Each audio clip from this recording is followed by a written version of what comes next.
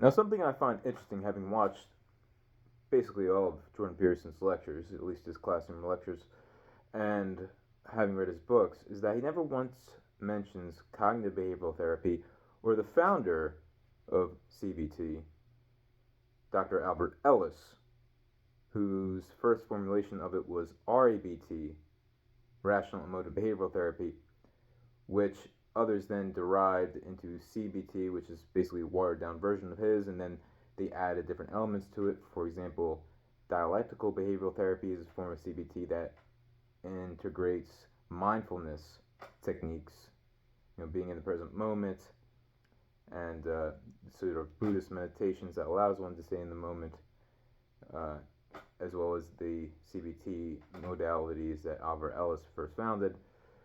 And, well, I wonder what Jordan Peterson would have to say about these different modalities and if he used any of them in his practice, because he only ever mentions behavioral therapy.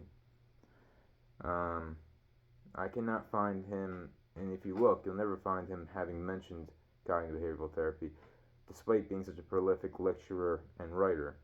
And I just find that very strange for him to be silent on something that is so widely used in therapy. I mean, pretty much the overwhelming majority of therapists today use CBT of one form or another, whether REBT, the original form, DBT, or any of the other forms of CBT that exist.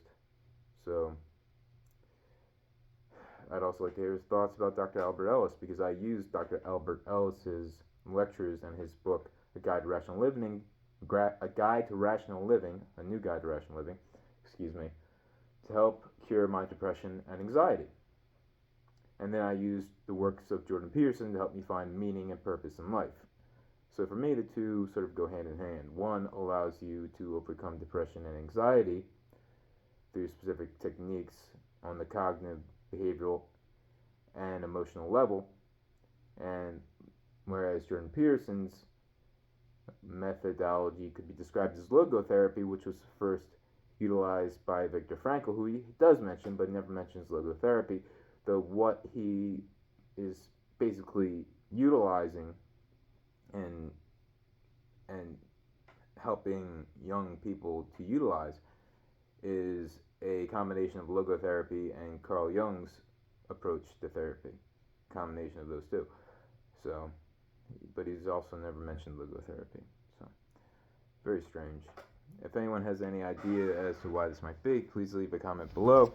And I would love to hear your thoughts on what you think is the, well, I wouldn't say any form of therapy is the best. I think each individual patient has to find the form of therapy that works best for them, and being aware of all the different modalities and why they may or may not work for you, and based on your personality type, based on your big 5 personality traits, and on your specific mental health issues, is very valuable and something I'll make a video about in the future once I do enough research, that is. Alright, have a great night or day, and please subscribe for future videos.